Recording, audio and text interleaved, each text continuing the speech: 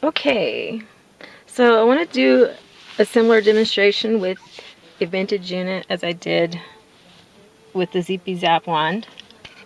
So I have this kit from the turn of the century, which is a pretty nice kit. I haven't had to replace anything except for this wiring. It was pretty frayed. This is original wiring. It's so beautiful. I didn't want to replace it, but if you touch it while this thing is on, you'll get shocked. And this is before it hits the induction coil, so this isn't high voltage. This is high amperage. So you don't want to interact with that too much. And they're not grounded. I could make this grounded, but I did replace this because it had European plug. This tube is very similar to the one I was using. These are kind of rare, and on these units they're super strong and sharp. So I'm going to go ahead and plug it in. You're not supposed to leave these plugged in because the minute you plug it in, the coil starts heating up. And usually you can hear that one, but... So we do have power. I don't want to turn this up too much, so I don't want to hurt my knee. So I'm going to go ahead and turn it up to a certain point.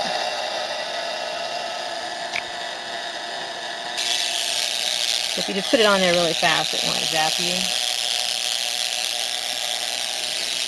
I'll try to demonstrate that again.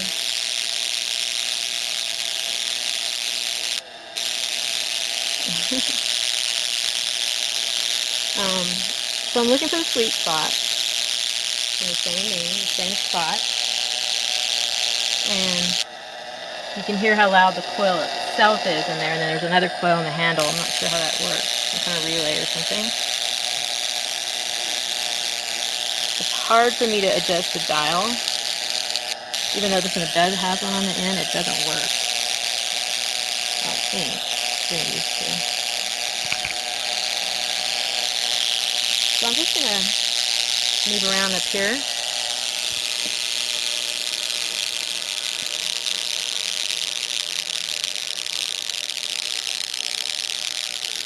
Chances of it being a lower setting. So this is starting to burn me because this glass is much thinner and less insulated. This is soda lime glass. It breaks much easier and it heats up. And I don't know if that's allowing more UV through, if that's why it's heating up or not. But I'm going to go up.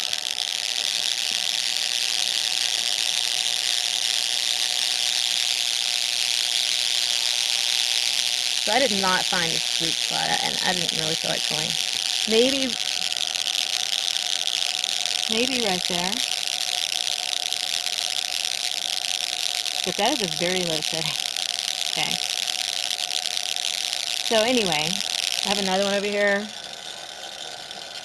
Hook this one up. Seems like I found the sweet spot with one of these before, but must have been on a low setting, that's all I can think of. Okay, here we are with the other vintage unit. Has a little secret compartment. This is an ozone inhaler. Restored this with oxygen tubing. It's a roller that has neon and argon gas in it. And I broke my super rare, I guess it's the rheumatoid arthritis bell-shaped condenser electrode that had both argon and xenon. It was bright blue. Yeah, I broke that one. So I put this tube in there because my knee was actually kind of burned from that other electrode that I had on there, because the other ones burn your skin much easier. Just want people to know that when they're comparing the new 0-point Zap wand with a vintage wand. You saw how long I had it on there. The new wand would have never burnt me like that, and it'll go away soon. I'm not afraid of it, but it's just not necessary. Okay, so I'm using a bigger one that's gonna not be as sharp, and it's a different shape. Put it at a different spot on my knee.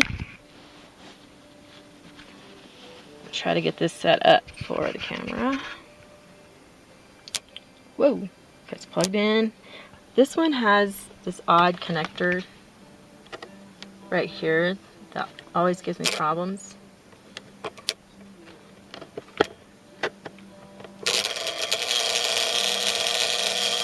Okay. You see how loud that is? There's the coil, and then over here for the plasma crackling. It's already burning too bad. There's a new capacitor in this machine, so it's very strong. It's actually not as strong as this one, which still, as far as I know, has an old capacitor. And it runs forever. I was so blessed with this one. Anyway, looking for the sweet spot, the sweet spot. I'm just turning this out over here.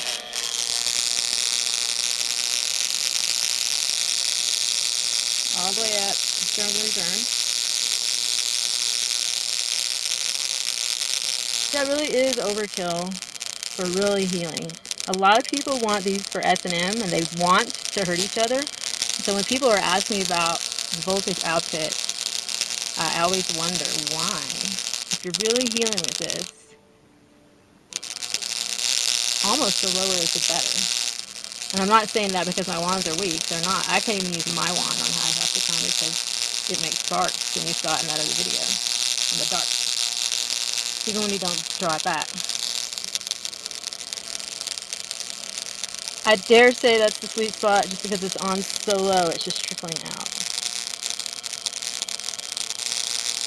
But if I was going to do therapy on my knee with this right now, that's about where I would put it. That's all you need.